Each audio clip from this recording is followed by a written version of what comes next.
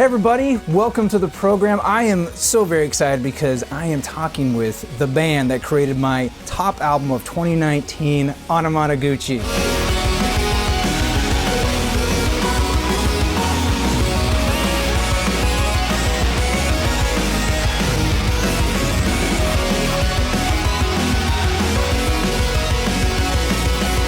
Welcome, thank you so much for being here.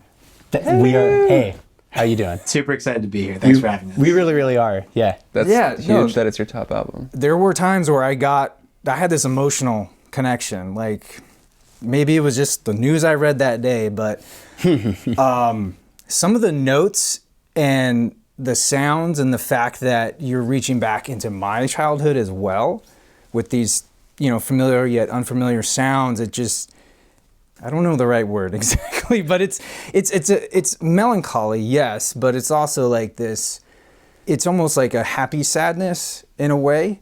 For me, what I got. I'm not trying to... I'd actually say that's like sort of characteristic of everything that we do. Sort of, it's like we always are not, I wouldn't even say that we're aiming for it. It just sort of happens to be like the stuff that we enjoy making is this sort of like melancholic but joyful sort of thing where there's like these existing emotions in the same place at the same time.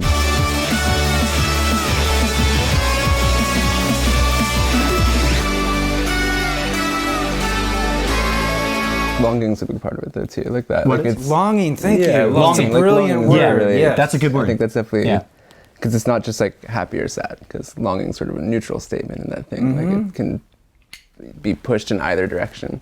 Right. You can have like a good feeling of longing towards something. You can have a sad feeling of longing towards something. It's something that gets formed out of an absence of something, so you're filled with both the memory of a good experience with whatever it is that you're reflecting on, as well as reconsidering and questioning it. Yeah, in a new context, and maybe even realizing that it isn't there. Maybe you were wrong. Maybe it is something that no longer holds the same significance, like a lot of USA covers.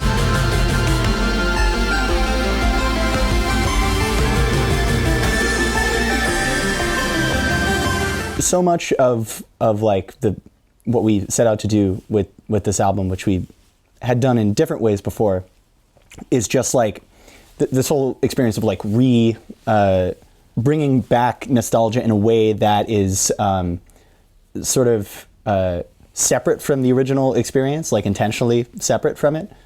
Change the meaning of it by revisiting it, whether that's like the old chiptune sounds, right. And it's like the chiptune sound is different in a world after like pop punk exists, because like chiptune in the 80s, the world that was coming out of was like, Italo disco, or like in the case of the Mega Man soundtrack, they were basically doing like Megadeth or Metallica. Right. And then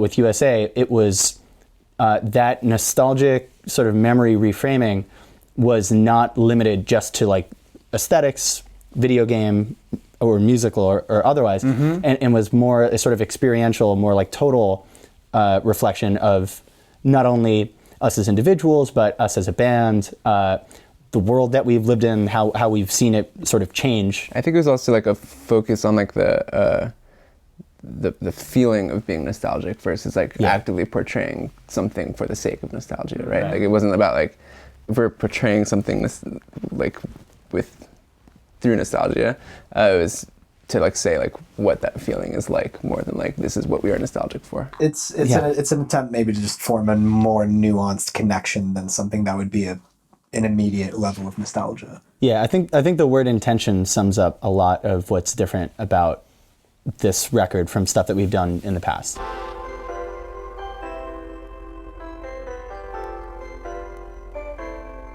We feel like that's even sort of something we set out to do by picking the title, USA, where it sort of deliberately sets it in reality as opposed to anything that we've done in the past, which has been endless fantasy. Endless fantasy, exactly. And to keep going for it, but just to tie it with the like longing nostalgia thing too, and reality. I think that's like what is different than previous stuff, at least with Endless Fantasy, where it's like all of the like longing or nostalgic feelings, like even if we were like paving a very good way to like feel those feelings were still happening outside of like the actual music and like the concept for it. And I think that's something we wanted to do with this by like basing it in reality. Like by doing that, it's going to kind of be like, let's put these emotions like kind of very, you know, baked into it, not something that happens as a byproduct of listening to it.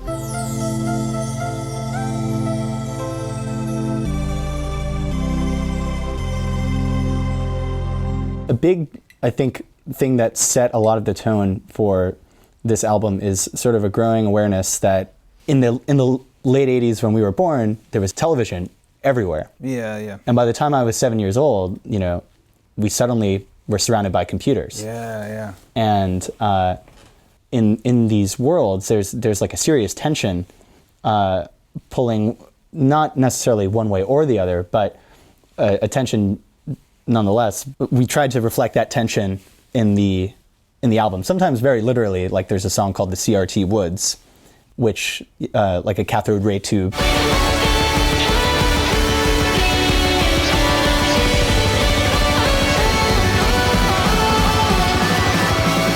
People throw around electronic music, like we'll constantly be called an electronic band. Yeah. But I think it would be more fitting to call the sort of music that we do and chiptune music in general a sort of digital music, because it deals specifically with understanding how computers are operating and working with them on a programmatic level, which like involves it being the exact same thing every time it's run. Yeah, it's like using a language, but in a new context a little bit, because just those 8-bit sounds have a very concrete place for people. Like they do tie specifically to this nostalgic factor, but as soon as you start to distort them a little bit, then it gets really, really fun.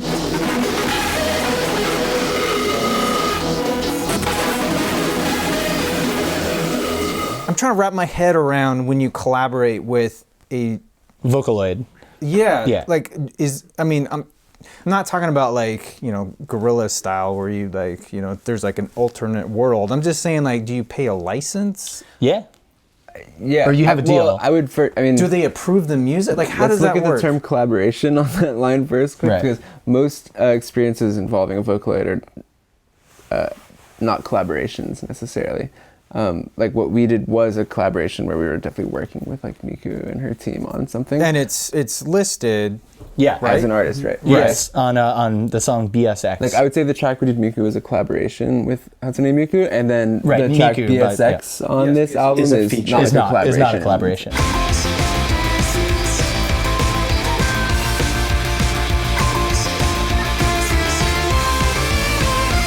I mean, a Vocaloid is like software that you own. So like, obviously, if I buy like a soft synth somewhere, I'm not going to be like featuring this soft synth, The Yamaha DX7, like whatever yeah. that. But it definitely feels different than that, because it is like this like personality and character that It's a you're voice. involving yourself with. The same way you could also use a vocalist and not credit the vocalist, I suppose. It's sort of like a Pink choice. Floyd It's kind of did like, that. do you want it to be like the song exists by itself, or like is it a thing where it's like, oh, it's definitely like featuring this vocalist that's separate?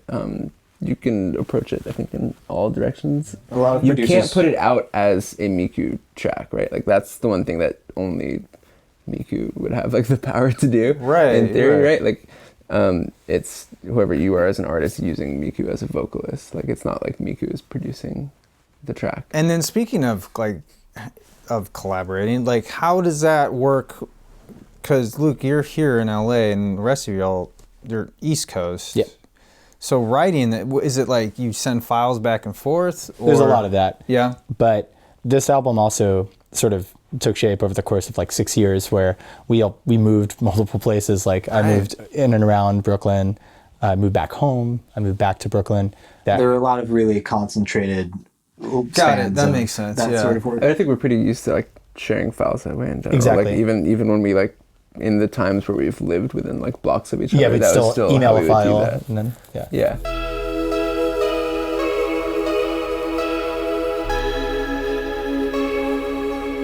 Again, like the span of time is just sort of crazy on a lot of these songs. Like there's one song like CRT Woods. That song was started in like 2003.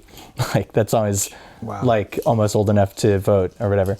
Some are really raw too, right? Like Up to You is just like a little MIDI file that I sent you. It wasn't even like a session. It was kind of like, here's like a MIDI file. You sent me a MIDI file and then left, and then me and Luke were like, oh, let's have some fun. Jammed some stuff out in the basement. Yeah, and then you left, and then I was like, oh, I'm going to do a little more stuff. And then we were like, oh, that's pretty good. And then we were like, Mish, do you want to sing on this? And she was like, yeah. And that happened in like 5 different places. And it's up to you to bring a meaning through. And we've been trying to hide. We want another life. It's a lot more like editing together pieces than it is like making something out of nothing with us. We get to like take time to sit with whatever it is that gets sent and understand it and figure out what the intent was and what would be cool for it. What would be cool for us to like play too. For me as a listener, and knowing your work, like I felt this album really had a cohesion and a almost like a classical feel, or maybe a soundtrack would be a better term for it. Yeah. In the sense that like it's hard for me to jump from track to track, and I don't necessarily have a favorite song. Same. Because I love the whole movement, the whole piece, and Thank like you. I read other reviews and I'm like no, you're missing the point. Like someone like Control or CRT Woods is like, it's kind of boring. I'm like, but you don't understand. That's like, that gets you to the next thing. You can't just write that off as like lethargic.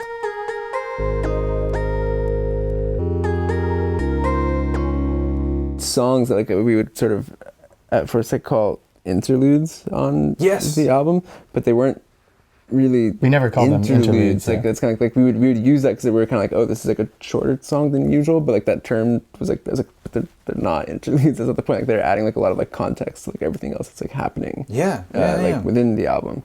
This album is like, I don't like listening to individual parts of it. Like it's definitely like kind of like if I'm gonna do this, like when we were working on it, it'll always be the case. Like I'd even like go back to like, even if we were working on one track at a time, I'd be like, I'd listen to that one track like a little bit, and I'd be like, I need to just listen to the album start to finish, then be like, cool, what's working about that track or not working about that track in the context of the whole experience.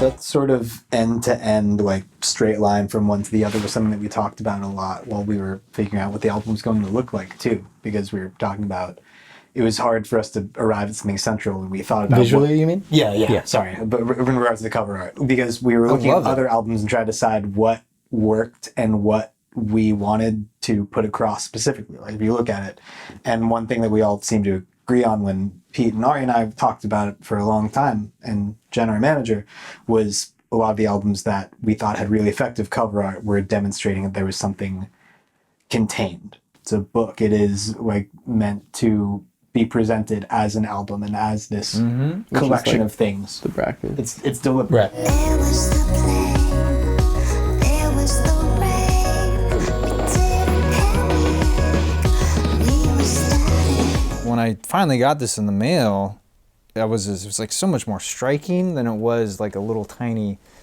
JPEG in the corner of my Spotify.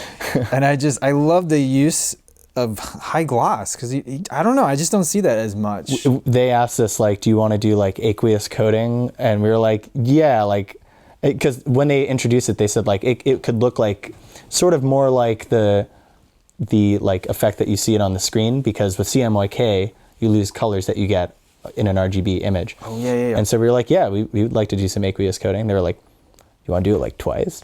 We were like, yeah.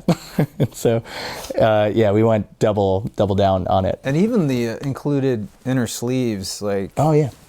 We spent a lot of time making those with our friend Amy. We did a lot of the artwork in collaboration. So our friend Andrew Strasser did the 3D work on the front cover and back cover. He also did the photograph of Endless Fantasy. Everything that we were thinking about for this record was sort of like in comparison to that last one, where it's like, what do we do next, and how do we do something different?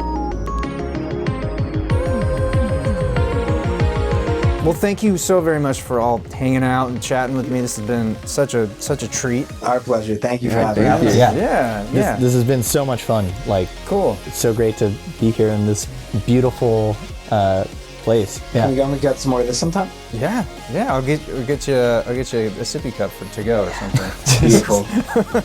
All right, everybody, thank you all so much for watching. I'm your Vinyl Geek, and I'll catch you on the flip side.